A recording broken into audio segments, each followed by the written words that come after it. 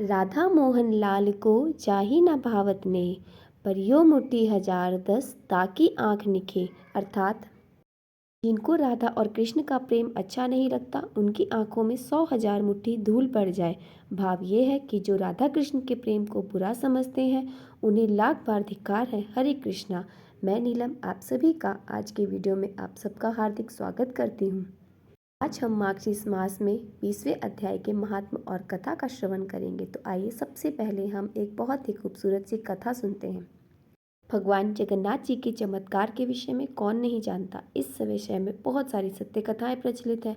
उनमें से एक कथा है गोस्वामी तुलसीदास की, और यह तुलसीदास की भगवान जगन्नाथ जी के दर्शन के विषय में बिल्कुल सच्ची कहानी है। एक बार की बात है, गोस्वामी तुलसीदास जी भगवान का दर्शन करने श्री जगन्नाथपुरी गए।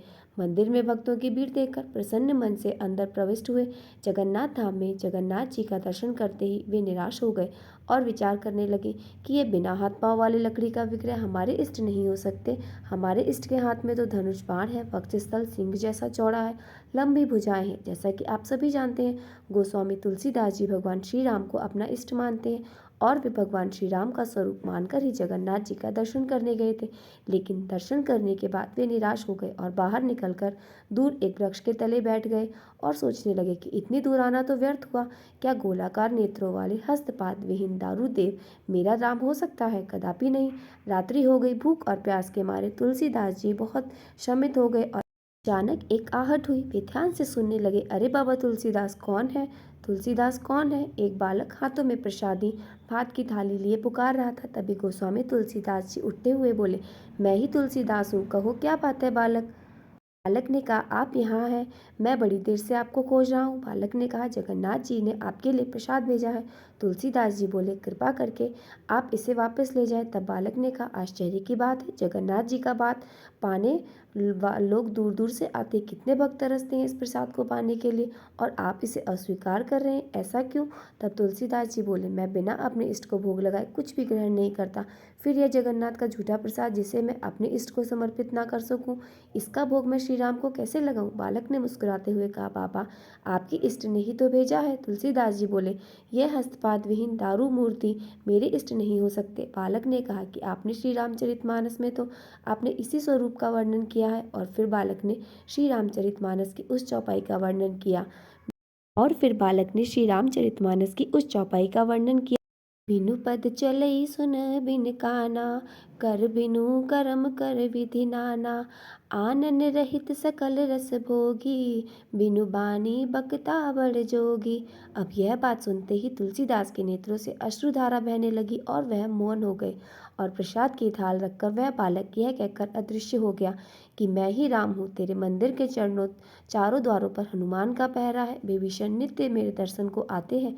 कल प्रातः तुम आकर भी दर्शन कर लेना। अब तुलसीदास जी ने बड़े प्रेम से प्रसाद ग्रहण किया और प्रातः मंदिर में उन्हें जगन्नाथ, बलभद्र और सुभद्रा के स्थान पर श्री राम, लक्ष्मण एवं जानकी के भव्य दर्शन हुए। भगवान ने भक्त की इच्छा पूरी की और जिस स्थान पर तुलसीदास जी ने रात्रि व्यतीत की थी वह स्थान तुलसी चौरा के नाम से विख्यात हुआ और वहां पर तुलसीदास जी की पीठ बर्ता मठ के नाम से प्रतिष्ठित है। जय जगन्नाथ। आज की कथा आपको कैसी लगी कमेंट करके जरूर बताएं। अब हम सबसे पहले महात्म्य का वर्णन करेंगे। इससे पहले के अध्याय में आपने भगवान श्री कृष्ण और राधा जी के विवाह का प्रसंग सुना था। आपने उन्हें बहुत प्यार दिया। आगे का वृतांत सुनिए। भगवान नारायण कहते हैं, मुने एक समय की बात है, माधव श्री कृष्ण अन्य बालकों और हलधर के साथ खा पीकर खेल के लिए श्रीवन को गए। वहां मधुसूदन ने नाना प्रकार की बालोचित कड़ाई की और जिस तरह से छोटे बालक खेलते कूदते हैं इस तरह से खेलकूद समाप्त करके गोप बालकों के साथ उन्होंने गोधन को आगे बढ़ाया। वहां वन में स्वादिष्ट जल पीकर वे महाबली श्री कृष्ण उस स्थान से गोदन सहित मधुवन में गए। उस वन में एक बलवान और भयंकर दैत्य था जिसकी आकृति और मुख्य बड़े विकराल थे। उसका रंग सफेद सब था। वह पर्वताकार दैत्य बगुले के आकार में दिखाई देता था। उसने देखा कि गोष्ठ में गोयों का समुद्र आ रहा है और समुदाय और ग्वाल बालों के साथ केशव और बलराम भी है। फिर तो जैसे अगस्त ने वातापी को अपने पेट में ग्रहण कर लिया, अपने उदर में डाल लिया, और उसी प्रकार वह दैत्य वहां सभी को लीलापूर्वक लील गया। श्री हरि व कसुर के ग्रास बन गए। यह सब देखकर सभी देवता भय से कांप उठे। वे दुखी होकर हाहाकार करने लगे और हाथों में शस्त्र लेकर दौड़ पड़े। इंद्र ने दधीच मुनि की हड्डियों का बना हुआ वृक्ष चलाया, किंतु उसके प्रहार से वे बकासुर मार नहीं सके, केवल उसकी एक पंख जल गई।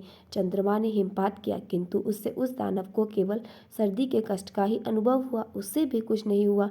सूर्यपुत्र यम ने उस यमदंड को मारा, जिससे वह कुंठित हो गया, हिल डुल नहीं सका। वायु ने वायव्यास्त्र चलाया, उसके स्थान से एक उठकर दूसरे स्थान पर चला गया, लेकिन फिर भी उसका वध नहीं हो पाया। वरुण ने शिला की अर्थात पत्थरों की वर्षा की, उससे उसको बहुत पीड़ा तो हुई। अग्निदेव ने आग्नेयास्त्र चलाया, उसके सभी पंख जला दिए। कुबेर के अर्धचंद्र से उसके पैर कट गए, ईशान के शूल से वह असुर मूर्छित हो गया।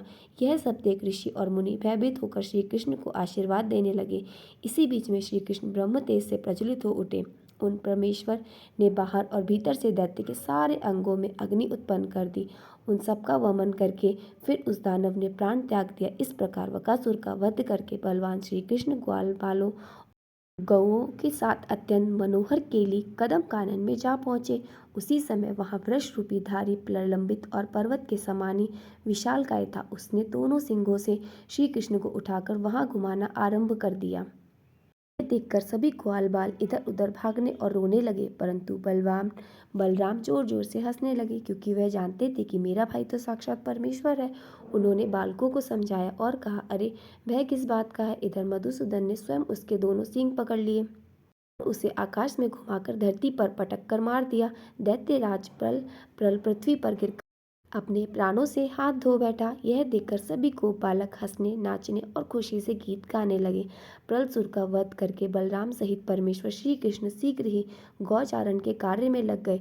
वे गौएं चराते भांडीर वन के पास जा पहुंचे। उस समय माधव को जाते देख बलवान दैत्य आज कैसी ने अपनी टोप से धरती को खोदते हुए शीघ्र ही उनको घेर लिया। उसने श्री कृष्ण को मस्तक पर चढ़ाकर संतुष्ट होकर आकाश में 100 योजन तक उन्हें उछाल उछाल कर घुमाया, ताकि वह मर सके, और अंत में पृथ्वी पर गिर पड़ा।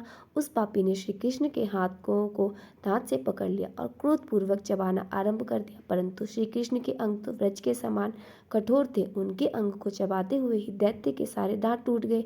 श्री कृष्ण के तेज से दग्ध होकर उसने धरती पर गिरकर प्राणों का परित्याग कर दिया। स्वर्ग में दुंदु ब्रिज बजने लगा, वहां फूलों की वर्षा आरंभ हो गई। इसी बीच दिव्य रूप धारी पार्षद विमान पर बैठे हुए वहां आ पहुंचे। उन सबकी 2 भुजाएं थी, पीताम्बरी धारी किरीट और कुंडल से अलंकृत और वनमाला से सुशोभित थे। उन्होंने विनोद के लिए हाथ में मुरली धारण कर रखी थी। उनके पैरों में मंजीर की मधुर ध्वनि हो रही थी, और उन पार्षद के सभी अंग चंदन से चर्चित थे। वे गोप वेश धारण किए हुए बड़े सुंदर दिखाई देते थे। उनके प्रसन्न मुख पर मंद मंद हंसी की छटा छा रही थी। वे कृष्ण भक्तों पर कृपा करने के लिए बड़े व्याकुल जान पड़ते थे। रत्नों के सार तत्व से निर्मित दीप्तशली दिव्य रथन पर विराजमान होकर वे भांडे वन में उस स्थान पर पहुंच गए जहाँ श्री कृष्ण विराजमान थे। उसी समय दिव्य अस्त्र पहने और रत्न अलंकारों से विभूषित हुए 3 पुरुष वहां पर आए, जो श्री कृष्ण को प्रणाम करके उनकी स्तुति करने लगे। उसी विमान से उत्तम गोलोक को चल दिए। वे तीनों पहले के वैष्णव पुरुष थे, जो देह त्याग कर दानवी योनि को प्राप्त हुए थे, और वे इस समय श्री कृष्ण के हाथों मारे जाकर उनके पार्षद हो गए थे। देवर्षि नारद ने पूछा, महाभागे वैष्णव पुरुष कौन थे जो दैत्य रूप हो गए थे? इस बात को भी बताइए, यह कैसी परम अद्भुत बात सुनने को मिली है। तब भगवान नारायण बोले, हे ब्राह्मण सुनो, मैं इसका प्राचीन इतिहास बता रहा हूँ। मैंने पुष्कर तीर्थ में सूर्य ग्रहण के अवसर पर साक्षात महेश्वर के मुख से इस विषय को सुना था। श्री हरि के गुण कीर्तन के प्रसंग में भगवान शंकर ने यह कथा कही थी। गंधमादन पर्वत पर एक बार गंधर्वराज गंधर्वा रहा करते थे। वे श्रीहरि की सेवा में तत्पर रहने वाले महान तपस्वी और श्रेष्ठ संत थे। मुने उनके 4 पुत्र हुए, जो गंधर्व में श्रेष्ठ समझे जाते थे। वे सोते जागते समय दिन रात श्री कृष्ण के चरण कमलों का ही चिंतन किया करते थे। वे सब के सब दुर्वासा जी के शिष्य थे और श्री कृष्ण की आराधना में लीन रहा करते थे। प्रतिदिन कमल चढ़ाकर ही श्री कृष्ण की पूजा करने के बाद ही जल पिया करते थे। उन चारों के नाम इस प्रकार है, वसुदेव, सहोद, सुदर्शन और सुपार्श। वे चारों श्रेष्ठ वैष्णव थे और पुष्कर में तपस्या करते थे। चिरकाल तक तपस्या करने के बाद उन्होंने मंत्र को सिद्ध कर लिया था। उन चारों में जो सबसे बड़ा वासुदेव था वह दुर्वासा से योग्य शिक्षा पाकर योगियों में श्रेष्ठ और सिद्ध हो गया, लेकिन उसने विवाह नहीं किया। वह ब्रह्म तेज से प्रज्वलित होकर तत्काल देह त्याग कर श्री कृष्ण का पार्षद हो गया। एक दिन वे तीनों भाई चित्र सरोवर के तट पर गए। वे सूर्योदय काल में श्री कृष्ण की पूजा के लिए कमल लेना चाहते थे। हे मुने, कमलों को इकट्ठा करते हुए ले जाते समय उन वैष्णव को जब भगवान शंकर के सेवकों ने देखा, तब वे सब उन्हें बांधकर अपने साथ ले गए। शंकर जी के सेवक शरीर से बलिष्ठ थे, इसलिए उन दुर्लभ वैष्णव को पकड़कर उन्हें शंकर जी के पास वे ले गए। भगवान शंकर को देखकर उन सब वैष्णव ने धरती पर माथा टेककर उन्हें प्रणाम किया। शिव जी ने उन्हें उत्तम आशीर्वाद देकर शीघ्र ही उनसे वार्तालाप किया। उस समय उनके प्रसन्न मुख पर मुस्कुराहट खेल रही थी और वे उन भक्त जनों पर अनुग्रह करने के लिए व्याकुल हो रहे थे। भगवान शिव ने पूछा, पार्वती के सरोवर में प्रवेश करके कमल लेने वाले तुम लोग कौन हो? पार्वती के व्रत की पूर्ति के लिए 1,00,000 यक्ष उस सरोवर की रक्षा करते हैं। पार्वती पति विषयक सौभाग्य की वृद्धि के लिए जब त्रैमासिक व्रत आरंभ करती हैं, तब वे लगातार 3 महीने तक श्रीहरि को भक्तिभाव से प्रतिदिन 1,000 कमल अर्पित करती हैं। भगवान शिव का यह वचन सुनकर अब तो वे तीनों वैष्णव भयभीत होकर श्रद्धा और भक्ति से मस्तक झुकाकर हाथ जोड़कर बोले। गंधर्व ने कहा, हे प्रभु, हम लोग गंधर्वराज गंधर्वा के पुत्र गंधर्व में श्रेष्ठ हैं। महेश्वर, हम लोग दिन प्रतिदिन श्री हरि को कमल चढ़ाकर ही जल पीते हैं। हे नाथ, हम यह नहीं जानते थे कि पार्वती जी के द्वारा इस सरोवर की रक्षा की जाती है। आप यह सारे कमल ले लीजिए और अपने व्रत को सफल बनाइए। महादेव, आज हम कमल नहीं चढ़ाएंगे और जल भी नहीं पिएंगे। हमने आपको ही वे कमल अर्पित कर दिए जिनके चरण कमल का प्रतिदिन चिंतन करके हम कमल से पूजा करते हैं। आज साक्षात उन्हीं को कमल अर्पित करके हम सब के सब पवित्र हो गए। प्रभु ब्रह्मा एक है, दूसरा नहीं है, और उनके लिए कहाँ देह और कहाँ रूप। भक्तों पर कृपा करने के लिए भी भगवान शरीर धारण करते हैं। रूप भेद माया से ही प्रतीत होता है। प्रभु, आप यह कमल ले लीजिए, क्योंकि आप ही हमारे प्रभु हैं। अच्युत, हमारा हृदय जिसके ध्यान से परिपूर्ण है, आपने उसी रूप का हमें दर्शन करवाया है जिसकी 2 भुजाएं हैं, कमनानिक शोर अवस्था है, श्याम सुंदरा रूप है, हाथ में विनोद की साधन भूता मुरली है, जो पीताम्बरी धारी है, जिसके एक मुख और 2 नेत्र हैं, वे चंदन और अगरू से चर्चित है, जिसके प्रसन्न मुख पर मंद मुस्कान की प्रभा फैल रही है, जो रत्नम अलंकारों से विभूषित है, जिसका वक्ष स्थल मणिराज कौस्तुभ की कांति से अत्यंत उज्जवल दिखाई देता है, जिसकी चूड़ा में मोर का पंख लगा रहता है और जो मालती की माला से विभूषित है, पारिजात के फूलों के हारों से अलंकृत है, करोड़ों कंदर्प के लावण्य का मनोहर लीला धाम है, समूह गोपियां मंद मुस्कान और बाली चितवन से जिसकी ओर देखा करती हैं, जो नूतन यवन से संपन्न तथा राधा के वक्ष स्थल पर विराजमान है। ब्रह्मा देवी उनके नेत्रों में आंसू भर आए। वे गंधर्व की उक्त बातें सुनकर उनसे इस प्रकार बोले कि मैंने यह जान लिया था कि तुम लोग श्रेष्ठ वैष्णव हो और अपने चरण कमलों की धूल से पृथ्वी को पवित्र करने के लिए ही भ्रमण कर रहे हो। मैं श्री कृष्ण भक्त के दर्शन की सदा से इच्छा करता हूँ, क्योंकि साधु संत तीनों लोकों में दुर्लभ है।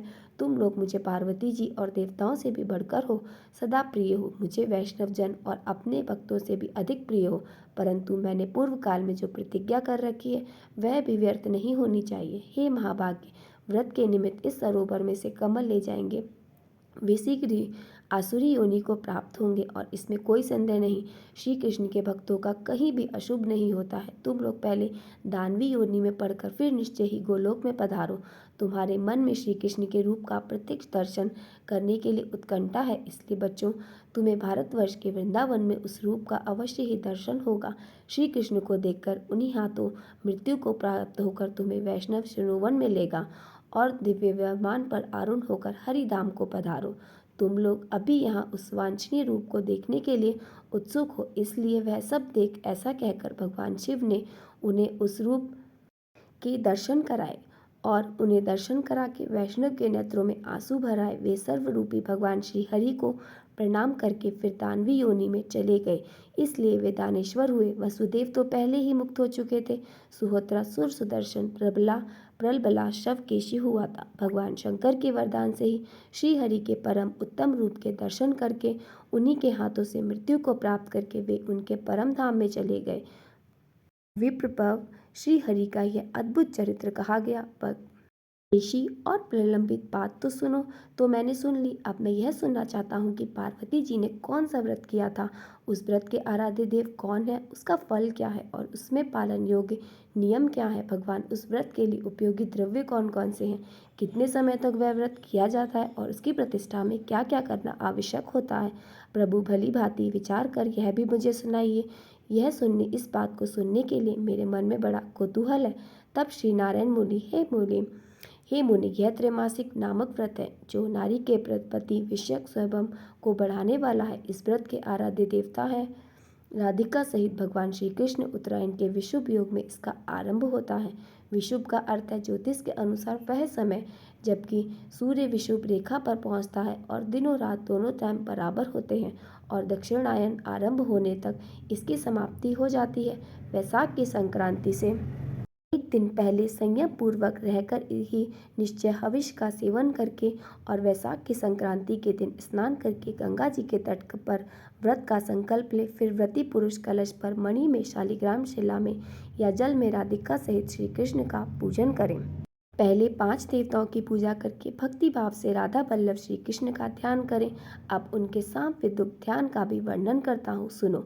भगवान श्री कृष्ण की अंग कांति सजल जलधार के समान श्याम है। वे रेशमी पीताम्बर धारण करते हैं। उनका मुख शरतकाल की पूर्णिमा के चंद्रमा के समान मनोहर है। उस पर मंद हास की प्रभा फैल रही है। नेत्र शरद ऋतु के प्रफुल्ल कमलों की शोभा को भी त्रस्त कर रहे हैं। उनमें सुंदर अंजन लगा हुआ है। वे गोपियों के मन को बारंबार मोहते रहते हैं। राधा जी उनकी ओर देख रही हैं। वे राधा जी के वक्षस्थल में विराजमान है। ब्रह्म, आनंद, शिव और धर्म आदि देवता उनकी स्तुति करते हैं। इस प्रकार श्री कृष्ण का ध्यान करके वृद्ध महिला या पुरुष उस ध्यान के द्वारा ही उनका सानंद आवाहन करे। इसके बाद वह राधा का ध्यान करे। वह ध्यान यजुर्वेद की मध्याह्न शाखा में वर्णित है। राधा रासे सवीरी है, रमणीय है और रासोल्लास रास के उत्सुक रहती हैं। रास मंडल के मध्य भाग में उनका स्थान है। वे रास की अधिष्ठात्री देवी हैं। रासेश्वर के वक्ष स्थल में वास करती हैं। रास की रसिका है। रसिक शेखर श्याम सुंदर की प्रिय है। रसिका में श्रेष्ठ है। सुरमय रमा रूपिणी है। प्रीतम के साथ रमण के लिए उत्सुक रहती हैं। चंदन कस्तूरी की वेदी और सिंदूर बिंदु से उनका श्रृंगार किया जाता है। कपड़ों पर मनोहर पत्रावली की रचना शोभा देती है। अग्नि शुद्ध दिव्य वस्त्र से उनकी उज्ज्वल बढ़ाई गई है। उत्तम रत्नों द्वारा निर्मित कुंडल की कांति से उनके सुंदर कपोल प्रकाशित हो रहे हैं। ब्रह्मा आदि के भी सेवनी श्री कृष्ण स्वयं ही उनकी सेवा करते हैं। सर्वेश्वर के द्वारा उनकी स्तुति की जाती है और वे सबकी कारणा स्वरूपा है। ऐसे श्री राधा का मैं भजन करता हूँ अथवा करती हूँ। इस प्रकार ध्यान करके श्री कृष्ण के साथ उनका पूजन करें। प्रतिदिन भक्तिभाव से 16 उपचार अर्पित करके पूजा करके व्रती महिला पुरुष प्रत्येक उपचार को अलग अलग करके सबको बारी बारी से प्रसन्नतापूर्वक अर्पित करने से हर दिन 108 दिव्य सहस्त्र दल कमर लेकर उनकी 108 बार आहुतियाँ दे। भक्ति भाव से कृष्णाय स्वाहा इस मंत्र का उच्चारण करके यत्न पूर्वक वे आहुतियाँ देनी चाहिए। आम और केले के कच्चे या पके फल को लेकर उसकी 108 आहुतियाँ भक्ति भाव से देनी चाहिए। फल अखंड होने चाहिए। मुने हर दिन 100 ब्राह्मणों को भक्ति पूर्वक भोजन कराएं। व्रती को नित्य 108 आहुतियों का हवन करना चाहिए।